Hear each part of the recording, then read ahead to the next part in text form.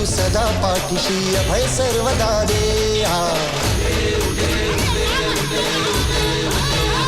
हे संकट भारी तुझी तारी भक्तांना माते, उभी राही तू सदा पाठीशी अभय सर्वदा दे. शेवटची ही वाट चालण्या, शेवटची ही वाट चालण्या शक्ती आम्हाला दे, शक्ती आम्हाला दे. आई उदय गंगाबाई, आई उदय गंगा.